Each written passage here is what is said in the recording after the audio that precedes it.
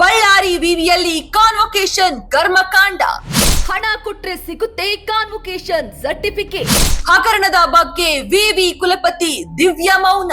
ಹೌದು, ಈ ಹಗರಣ ನಡೆದಿರೋದು ವಿಜಯನಗರದ ಶ್ರೀ ಕೃಷ್ಣದೇವರಾಯ ವಿಶ್ವವಿದ್ಯಾಲಯದಲ್ಲಿ. ವಿದ್ಯಾರ್ಥಿಗಳ ಭವಿಷ್ಯ ರೂಪಿಸಲು ಅತ್ಯಂತ ಪ್ರಮುಖವಾಗಿರುವ ಕಾನ್ವೊಕೇಶನ್ ಸರ್ಟಿಫಿಕೇಟ್ ಇಲ್ಲಿ ಬಿಕಾರಿಯಾಗ್ತಿದೆ.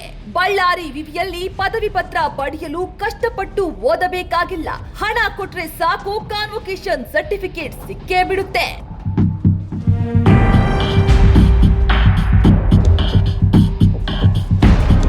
ವಿದ್ಯಾರ್ಥಿಗಳು ಕಷ್ಟಪಟ್ಟು ಓದಿ ಪದವಿ ಪಡೆದ್ರೆ ಅವರಿಗೆ ನೀಡಬೇಕಾದ ಘಟಿಕೋತ್ಸವ ಪ್ರಮಾಣ ಪತ್ರದ ಹೆಸರಿನಲ್ಲಿ ಲಕ್ಷಾಂತರ ರೂಪಾಯಿ ಲೂಟಿ ಮಾಡಲಾಗಿದೆ. ಪರೀಕ್ಷಾ ವಿಭಾಗದಲ್ಲಿ ಕೆಲಸ ಮಾಡುವ ಮಹಂತೇಶ್ ಎಂಬ ವ್ಯಕ್ತಿ ವಿದ್ಯಾರ್ಥಿಗಳಿಂದ ಬರೋಬ್ಬರಿ 18 ಲಕ್ಷ ರೂಪಾಯಿಗಳನ್ನ ತನ್ನ ಪರ್ಸನಲ್ ಅಕೌಂಟ್ಗೆ ಹಾಕಿಸಿಕೊಂಡಿರುವ ಆಘಾತಕಾರಿ ವಿಚಾರ ಇದೀಗ ಬೆಳಕಿಗೆ ಬಂದಿದೆ. ಹಾಗಾದ್ರೆ ಈ ಕಲೆಕ್ಷನ್ ದಂಧೆ ನಡೆದಿದ್ದು ಹೇಗೆ? ಇಲ್ಲಿದೆ ನೋಡಿ ಕಂಪ್ಲೀಟ್ ರಿಪೋರ್ಟ್. ಡಿಗ್ರಿ ಪಿಎಚ್ಡಿ ವಿದ್ಯಾರ್ಥಿಗಳೇ ಮಹಂತೇಶ್ ಟಾರ್ಗೆಟ್. ಬಳ್ಳಾರಿಯ ಹೆಮ್ಮೆಯ ವಿಜಯನಗರ ಶ್ರೀ ಕೃಷ್ಣದೇವರಾಯ ವಿಶ್ವವಿದ್ಯಾಲಯ.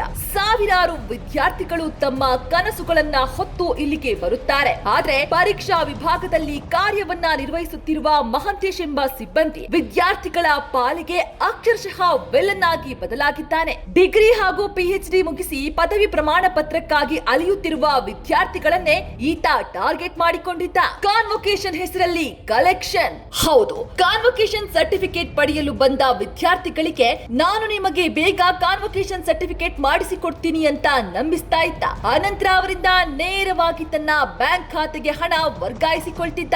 ಒಬ್ಬೊಬ್ಬರಿಂದ 2,500 ರೂಪಾಯಿಯಿಂದ ಹಿಡಿದು 13,000ವರೆಗೆ ಲೂಟಿ ಮಾಡಿದ್ದಾನೆ. ಹೀಗೆ 10 ವಿದ್ಯಾರ್ಥಿಗಳಿಂದ ಸುಲಿಗೆ ಮಾಡಿದ್ದ ಒಟ್ಟು ಮೊತ್ತ ಬರೋಬ್ಬರಿ 18 ಲಕ್ಷ ರೂಪಾಯಿ. ವಿದ್ಯಾರ್ಥಿಗಳು ಕಾಲೇಜಿಗೆ ಟಿಸಿ ಅಥವಾ ಇತರೆ ಕೆಲಸಕ್ಕೆ ಹೋದಾಗ ಮ್ಯಾನೇಜ್ಮೆಂಟ್ ನವರು ಕಾನ್ವೊಕೇಶನ್ ಫೀಸ್ ಕಟ್ಟಿ ಅಂದಿದ್ದಾರೆ. ಆಗ ವಿದ್ಯಾರ್ಥಿಗಳು ನಾವು ಆಗಲೇ ಮಹಂತೇಶ್ಗೆ ಕೊಟ್ಟಿದ್ದೀವಿ ಎಂದು ಸ್ಕ್ರೀನ್ ಶಾಟ್ ತೋರಿಸಿದಾಗ ಆಡಳಿತ ಮಂಡಳಿಯೇ ಶಾಕ್ ಆಗಿದೆ.